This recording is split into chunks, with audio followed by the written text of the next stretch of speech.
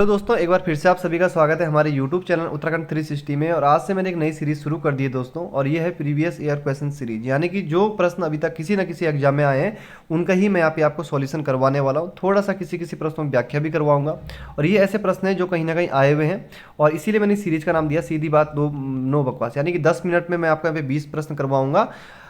30 प्रश्न भी हो सकते हैं, क्योंकि जब मैं आपको यहाँ पे व्याख्या सहित करवाऊंगा तो उन प्रश्नों से नए प्रश्नों का निर्माण भी हो जाएगा। तो जैसे यूपी पीसीएस हो गया, एमपी पीसीएस हो गया, Rajasthan PCS, Bihar PCS, Uttarakhand PCS, Himachal PCS, Uttar Pradesh RO ARO, Uttarakhand RO ARO का हो गया, एसएससी, यूपी ट्रिपल एससी यानी कि अधीनस्थ सेवा चयन आयोग उत्तर प्रदेश का, और उत्तराखंड का अधीनस्थ सेवा चयन आयोग। तो यहाँ से जो भी अभी तक इन पेपरों में जो भी प्रश्न बने हैं उन प्रश्नों का मैं यहाँ पे करवाऊंगा, और ये मैं टाइप करके यहाँ पे आपको करवा रहा हूँ। साथ ही साथ इसमें मैं करंट अफेयर्स के प्रश्न नहीं रख रहा हूँ, क्योंकि करंट अफेयर्स का हमारे लिए कोई ज़्यादा रोल नहीं है।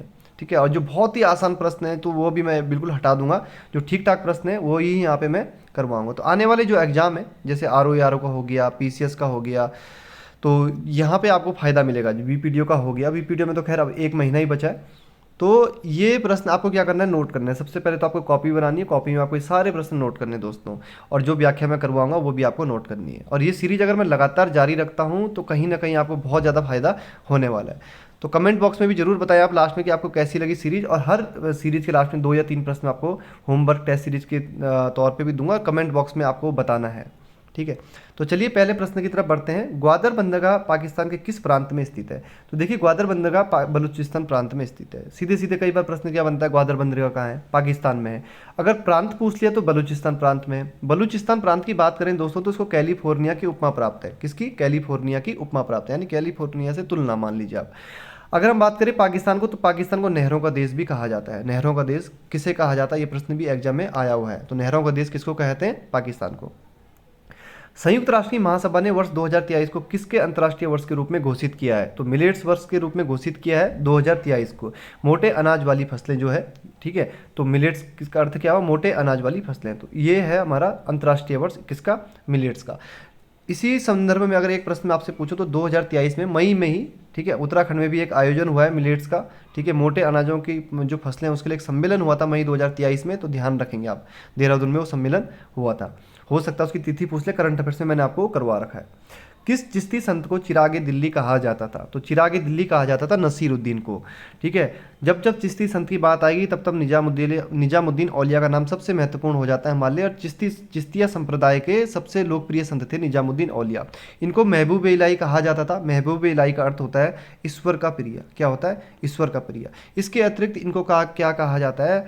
सुल्तान उल औलिया। क्या कहा जाता है? सुल्तान उल औलिया। ये भी आप लिख लीजिएगा, सुल्तान उल औलिया। सुल्तान उल औलिया का अर्थ होता है संतों का राजा। तो दो चीज़ें आपको, सुल्तान उल औलिया, महबूब इलाही किसको कहा जाता है? निजामुद्दीन औलिया को कहा जाता है। निजामुद्दीन औलिया की बात करें तो इसने 7 राजाओं का टाइम पीरियड देखा था, यानी कि 7 सुल्तानों का इसने राज्य देखा था। लेकिन ये कभी किसी के दरबार में नहीं गया निजामुद्दीन औलिया। एक बार अलाउद्दीन खिलजी ने इनसे मिलने की इच्छा जाहिर करी थी, अलाउद्दीन खिलजी ने। तो निजामुद्दीन औलिया ने मना कर दिया था, और मना जो किया वो ऐसा एक स्टेटमेंट दिया था कि मेरे मकान में 2 दरवाजे हैं, और यदि एक दरवाजे से सुल्तान आता है तो दूसरे दरवाजे से मैं निकल जाऊंगा। तो निजामुद्दीन औलिया का आपको महबूब इलाही ध्यान रखना है। 7 सुल्तानों को काल देखा, ये ध्यान रखना है। और सुल्तान उल औलिया के नाम से भी इनको जाना जाता है, ये भी आपको ध्यान रखना है। कौन कैबिनेट मिशन का सदस्य नहीं था? ये 3 सदस्य थे, विलियम वुड इसका सदस्य नहीं था। कैबिनेट मिशन की बात करें दोस्तों तो मार्च 1946 में ये कैबिनेट मिशन भारत आया था।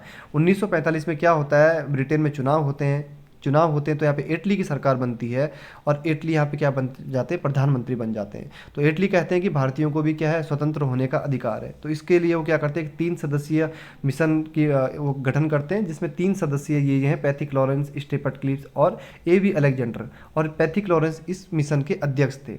तो मार्च 1946 में कैबिनेट मिशन भारत आया था, ये भी आपको ध्यान रखना है। अफगानिस्तान पर आधिपत्य के समय बाबर को किसने भारत पर आक्रमण का निमंत्रण दिया था? तो जब निमंत्रण की बात आ रही है तो दौलत खान लोधी और राणा सांगा। बहुत घिसा पिटा प्रश्न है। तो दौलत खान लोधी और राणा सांगा के द्वारा बाबर को भारत पे आक्रमण का निमंत्रण दिया गया। बाबर की बात करें तो मुगल वंश से संबंधित है। मुगल का एक बार अर्थ भी पूछा गया था एग्जाम में। तो मुगल का अर्थ होता है दोस्तों बहादुर। ध्यान रखना, मुगल का अर्थ क्या होता है? बहादुर। और मुगल एक फारसी भाषा का शब्द है। मुगल कैसी भाषा का शब्द है? फारसी भाषा का शब्द है। बाबर की बात आती है तो उसके 4 महत्वपूर्ण युद्ध हैं, वो आपको पता ही होंगे। लेकिन एक युद्ध थोड़ा सा अलग है, घाघरा का युद्ध। घाघरा का युद्ध 1529 ईस्वी में लड़ा गया गया था। और 1529 ईस्वी में लड़ा जाने वाला यह युद्ध पूरे मध्यकालीन भारत का एकमात्र ऐसा युद्ध था जो जल एवं थल दोनों पे लड़ा गया। ध्यान रखेंगे, जल एवं थल दोनों पे लड़ा गया युद्ध, घाघरा का युद्ध। इस युद्ध में बाबर ने क्या किया था, अफगानों को हराया था। तो 1529 का घाघरा का युद्ध भी आपको ध्यान रखना है। बाबर की आत्मकथा बहुत बार पूछी जाती है एग्जाम में। बाबर ने अपनी आत्मकथा तुर्की भाषा में लिखी थी और तुर्की भाषा में इसकी आत्मकथा का नाम था तुझ के बाबरी। तुझे के बाबरी में इसने कृष्ण देव राय को उस समय का सबसे ज़्यादा शक्तिशाली शासक बताया। कृष्ण देव राय आपको पता ही है। तो जो तुझे के बाबरी है, तुझे के बाबरी में 7 भारतीय राजाओं का वर्णन है। ध्यान रखना, 7 भारतीय राजाओं का वर्णन है, जिनमें से 5 तो कैसे हैं, मुस्लिम राजा हैं, और 2 हमारे कैसे राजा हैं, हिंदू राजा है। तो 5 मुस्लिम राजाओं का वर्णन है और 2 हिंदू राजाओं का वर्णन है। हिंदू राजा में सबसे महत्वपूर्ण है वो है कृष्ण देव राय। तो कृष्ण देव राय को, जो विजयनगर का राजा था, तो विजयनगर के जो राजा था कृष्ण देव राय को समकालीन भारत का सबसे शक्तिशाली राज्य बताया किसने, बाबर ने अपनी पुस्तक में। डेथ इन बनारस पुस्तक के लेखक कौन है, जोनाथन पेरी। हाल ही में समीक्षा अधिकारी में पूछा गया प्रश्न है उत्तर प्रदेश में। तो डेथ इन बनारस पुस्तक के लेखक जोनाथन पेरी हैं। तीनों गोलमेज सम्मेलन में भाग लेने वाला नेता कौन था, तो भीमराव अंबेडकर। बहुत ही घिसा पिटा सा प्रश्न है। तो तीनों गोलमेज सम्मेलन में भाग लेने वाला नेता कौन है, भीमराव अंबेडकर। कौन सा जैव डीजल पौधा है, बहुत ही आसान प्रश्न, जेट्रोपा या हिंदी में कहते हैं रतन जोत। और ये प्रश्न भी बहुत बार पूछा गया है अलग अलग एग्जाम्स में। 1974 में प्रथम कृषि विज्ञान केंद्र की स्थापना कहाँ हुई, तो पांडिचेरी में इसकी स्थापना हुई। प्रश्न ऐसा भी बन सकता कि प्रथम कृषि विज्ञान केंद्र की स्थापना कब हुई, तो 1974। ठीक है, ध्यान रखना 1974। प्रश्न घुमा सकता है, पांडिचेरी में प्रथम कृषि विज्ञान केंद्र की स्थापना 1974। दिल्ली के पुराने किले के भीतर बनी मस्जिद किला एक होना का निर्माण किसने किया, किला एक होना था का निर्माण किसने किया, तो शेरशाह सूरी ने निर्माण किया। ये प्रश्न भी बहुत बार एग्जाम में आया हुआ है। रिंगल मेल स्केल का प्रयोग किसके घनत्व मापन में होता है, ये प्रश्न मैंने नहीं देखा, नया ही प्रश्न है, अभी समीक्षा अधिकारी में ही पूछा गया था। तो धुएं के मापन में इसका घनत्व मापन में इसका प्रयोग होता है रिंगल मेल स्केल का। और इसका विकास पेरिस के कृषि इंजीनियर रिंगल मेल द्वारा 1888 में किया गया था। संयुक्त अधिवेशन का प्रावधान, बहुत ही आसान सा प्रश्न है। संयुक्त अधिवेशन का प्रावधान कहाँ में, कौन से अनुच्छेद में हमें मिलता है, तो अनुच्छेद 108 में संयुक्त अधिवेशन का प्रावधान हमें देखने को मिलता है। संयुक्त अधिवेशन क्यों बुलाया जाता है, लोकसभा और राज्यसभा में जब नहीं बन रही है, समझ लीजिए सीधे सीधे जब विचार नहीं मिल रही, यानी किसी विधेयक पे उनकी नहीं बन रही है, तो क्या होगा, संयुक्त अधिवेशन बुलाया जाएगा लोकसभा और राज्यसभा का। और इस संयुक्त अधिवेशन की अध्यक्षता कौन करेगा, लोकसभा का अध्यक्ष इसकी अध्यक्षता करेगा। और लोकसभा का अध्यक्ष संयुक्त अधिवेशन की अध्यक्षता करेगा। ये कहाँ पे मिलता है हमें, 118 में, अनुच्छेद 118 में। मान लीजिए लोकसभा का अध्यक्ष उस समय मौजूद नहीं है जिस समय संयुक्त अधिवेशन हो रहा है, तो अगर मौजूद नहीं है तो फिर कौन करेगा अध्यक्षता, लोकसभा का उपाध्यक्ष। कौन करेगा, लोकसभा का उपाध्यक्ष अध्यक्षता करेगा। मान लीजिए लोकसभा का उपाध्यक्ष भी मौजूद नहीं है तो फिर कौन करेगा, राज्यसभा का सभापति करेगा। ठीक है, राज्यसभा का सभापति। अगर वो भी नहीं है तो जो लोग वहाँ सदन में मौजूद हैं, ठीक है, जो लोग वहाँ पे सदन में मौजूद हैं, तो वो क्या करेंगे, वहाँ पे जो वहाँ पे चुना जाएगा, वहाँ पे एक सदस्य चुना जाएगा उन सदस्यों के द्वारा, और फिर वो क्या करेगा, संयुक्त अधिवेशन की अध्यक्षता करेगा। बाल्कस झील कहाँ है, कजाकिस्तान में। सीधा सीधा प्रश्न, बाल्कस झील कहाँ है, कजाकिस्तान में। जो भी ऐसे देश है ना, इनकी राजधानियाँ कई बार पूछी जाती है एग्जाम में, कजाकिस्तान, तुर्कमेनिस्तान, तो ये इनकी राजधानियाँ जरूर याद कर लीजिएगा। राजा राम मोहन राय ने अपनी प्रसिद्ध पुस्तक गिफ्ट टू मोनोथिस्ट यानी कि एकेश्वरवादियों को उपहार किस भाषा में लिखी। अब एग्जाम में प्रश्न ये भी बन सकता है कि गिफ्ट टू मोनोथिस्ट किसकी पुस्तक है, तो राजा राम मोहन राय की। हो सकता है ये पूछ दे एकेश्वरवादियों को उपहार, ये ना पूछे, गिफ्ट टू मोनोथिस्ट ना लिख के एकेश्वरवादियों को उपहार ये पूछ दे, तो राजा राम मोहन राय। और ये पुस्तक उन्होंने फारसी भाषा में लिखी है। पादप हार्मोन है, तो ये भी बहुत सरल सा प्रश्न है दोस्तों। पादप हार्मोन कौन सा, साइटोकाइनिन एक पादप हार्मोन है।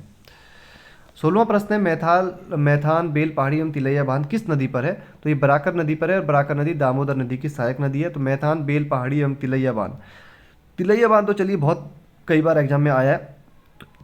अगर डायरेक्ट मैथान और बेल पहाड़ी पूछते तो थोड़ा सा दिक्कत हो जाती है। भारत में जनसंख्या वृद्धि के इतिहास में कौन सा वर्ष महाविभाजन वर्ष कहलाता है, ये प्रश्न भी बहुत बार पूछा गया। तो 1921 का जो वर्ष है महाविभाजन वर्ष कहलाता है। 18वां प्रश्न है, राष्ट्रीय पर्यावरण शोध संस्थान कहाँ है, तो नागपुर में ये पर्यावरण शोध संस्थान स्थित है।